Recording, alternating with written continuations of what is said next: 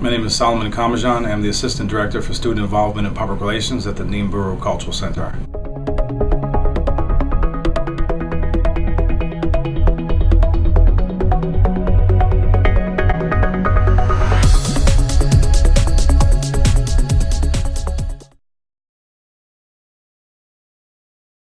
I wasn't always a strong student, especially going back to high school. I had to develop kind of my own niche in terms of what study practices worked well for me.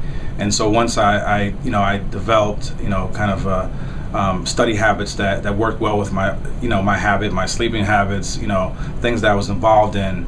I developed a normal routine and was a Dean's List student for most of the time that I was an undergrad, and then, obviously went on to grad school and did fairly well in grad school as well. Biggest shock was just starting over. I was very popular in high school because of athletics and those type of things, the extracurricular activities that I was involved in. But so going from high school to a college campus about 17,000 was a huge transition for me in terms of size and kind of being just in this large pond, and then trying to find my way, find my niche. The first weekend on campus, just walking around, there was an outdoor basketball court. I went out to the outdoor basketball court, and there were some young men like myself just shooting around and playing pickup games. It was like 3-on-3, and just getting in those games and just extending my hand to study.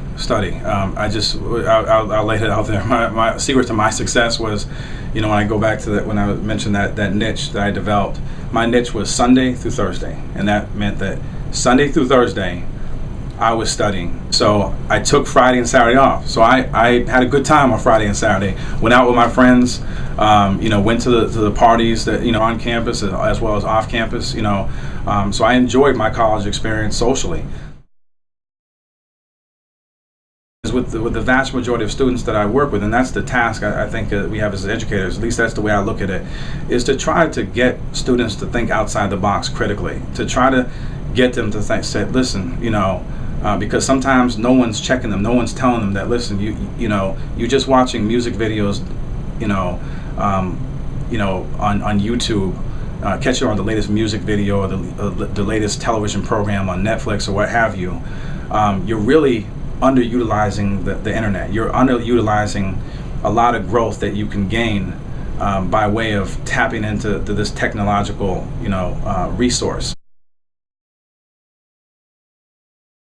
Mainstay course that I teach every single year is 498 AASP 498E, and AASP 498E is a hip-hop and social issues course. So I basically use hip-hop as a point of departure to teach history, range of history, Native American history, African American history, history of the African diaspora, social issues. And there, believe it or not, there are songs not just out now, but obviously out when I was growing up, but even out now, but they're just suppressed by corporate media, that are out right now that cover all of these issues. So it's quite easy. So exposing these young people to this music and just using it as a point of departure. I think Trayvon Martin's the only one.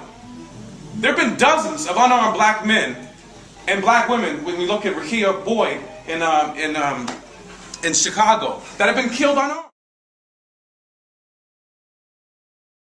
Many students out there that whose interest is piqued, especially if you're looking for a mentor, if you're looking for academic, social guidance, what have you. If you're looking for a place to meet other students and to be a part of fellowship with students that you might not regularly meet because of the differences in majors or so forth, come into the Untitled Cultural Center. Our doors are always open. Myself, Dr. Ziegler, Ms. Carswell, Aaron McGrew, Tina Lowry, our doors are always open. So just come in. And if our doors are not open, but it's a rarity our doors are not open, just knock and we'll open the door.